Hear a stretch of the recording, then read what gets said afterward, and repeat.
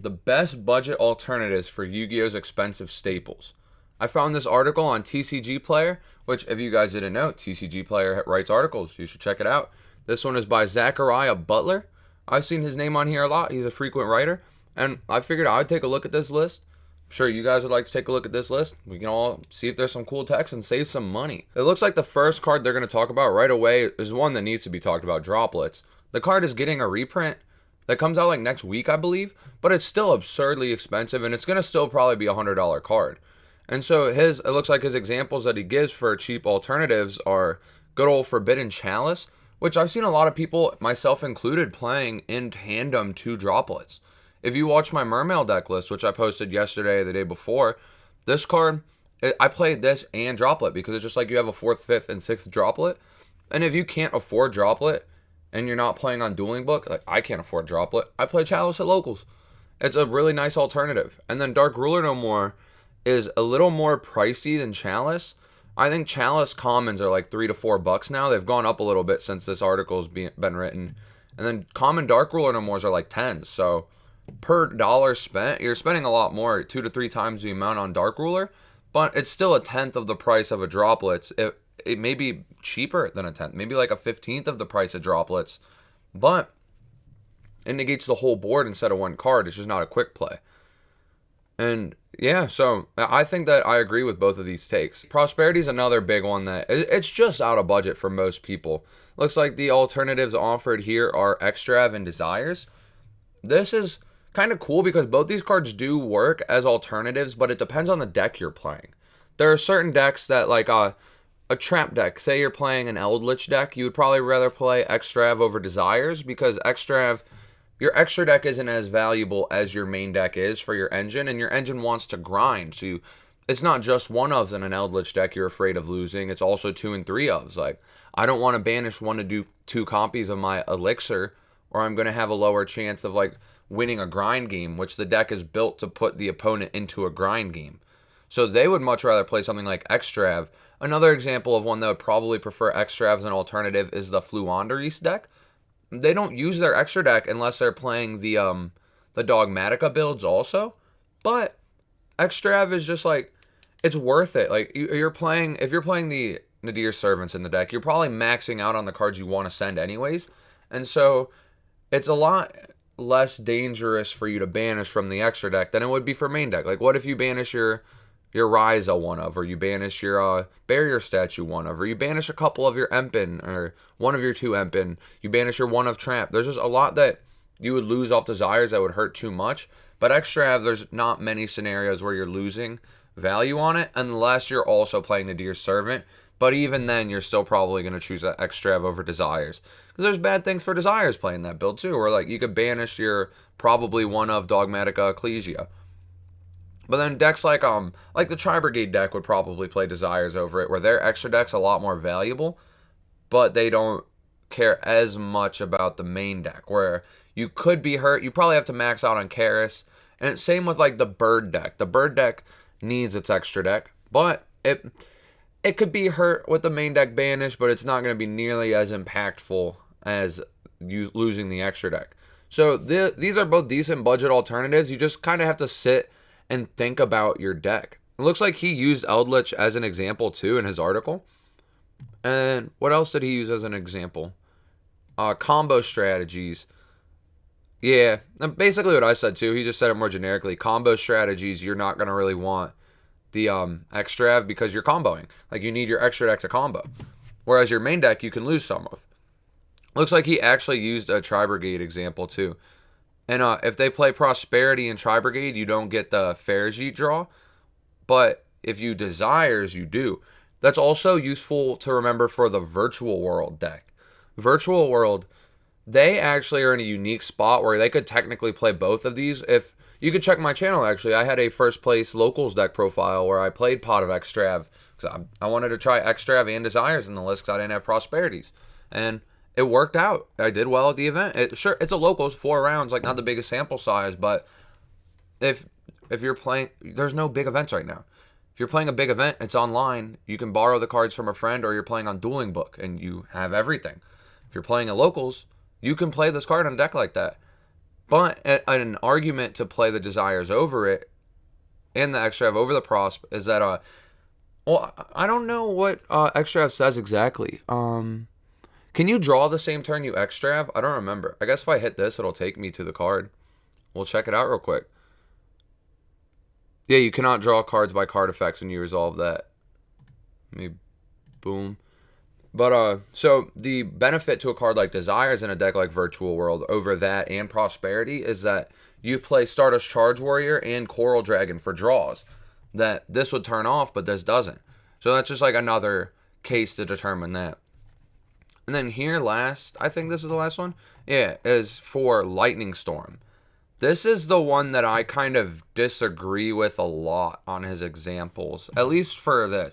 So Lightning Storm is a card that destroys either monsters or spell traps. And most of the time, I think you're using it for spell traps. It's just nice that it has the ability to also do monsters. But I don't really think that players are going to side in cards like Raigeki and Dark Hole as an alternative to that. I think if you're predominantly playing it for monsters, you might be better off playing a card like Nibiru, if you're not playing that already.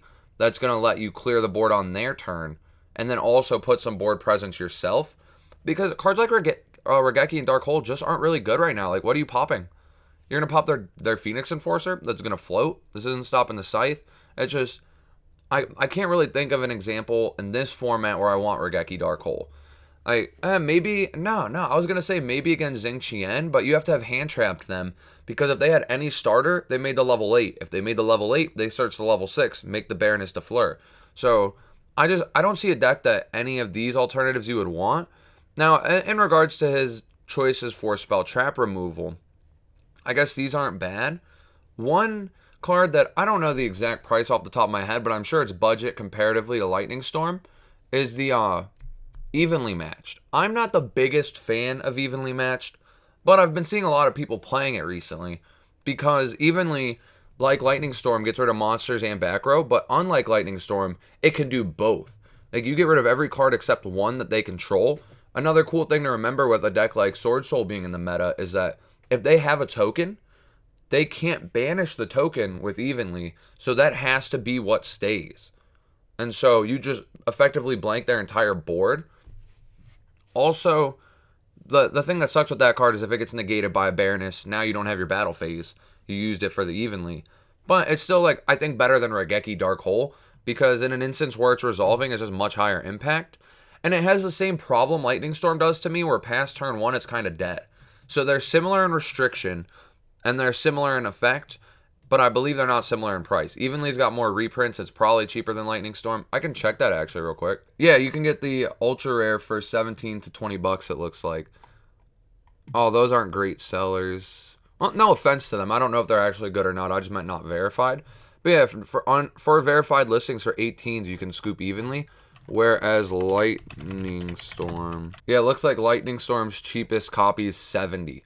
So I could get a playset of Evenly for cheaper than the Lightning Storm. So I think over Raigeki Dark Hole, even if you're trying to out monsters and not back row, I would definitely advise the Evenly over these cards. Hey True Nade, you're probably never playing, especially with some of the most prominent back row decks being Eldritch and Fluanderies, and they play Floodgates. Like, you're going to hate True Nade, and they're going to chain the Harpy's Feather Storm. They're going to chain Rivalry Gozen. They're going to chain Macro, and you're just shit on. Like, this, I would not advise this card at all, at least in the current meta. Things could change one day. If you're watching this a year later, don't listen to this. Like, why are you watching this a year later? Hopefully Droplet's cheap by then anyways, and Lightning Storm's cheap by then anyways. If you're watching this a year later, keep watching it. I'll take the view time. I didn't mean to shy you away, but I wouldn't watch it personally. But the Cosmic and the Reboot, if you're going for back row, these are deck dependent. I like Cosmic. It has fallen out of favor a little bit because we don't have to worry about Prank Kids as much, and there's not as much anti-spell order. But people are still playing order and anti-spell, and people are playing Mystic Mine, and this card is outs to that while being chainable. So, like, if they flip order, you can chain Cosmic. And in the Prank Kids matchup, if it comes back into favor, you can pop the, what's it called? You can pop their spell in the standby phase, or banish their spell in the standby phase. And one huge thing with Cosmic that I actually just thought of, that this card for sure is a very good alternative, is this card stops Scythe. If you know where they set Scythe because they set it off Dagda, and in your standby phase they go Phoenix Enforcer effect, you can chain Cosmic and banish their Scythe. And so now they don't have the Scythe to lock you, and they're not getting the DPE because they're going to pop itself and probably pop your Cosmic because that's all that's left for them to pop. And now they don't have a DPE interruption for the turn. Sure, it'll come back, but now you're not under Scythe, you're not under DPE. Whatever else they have is all you have to deal with, and all it took was a Cosmic. Whereas Red Reboot, I'm a little iffy on. I've personally, even when this card was at 3, was not the biggest fan.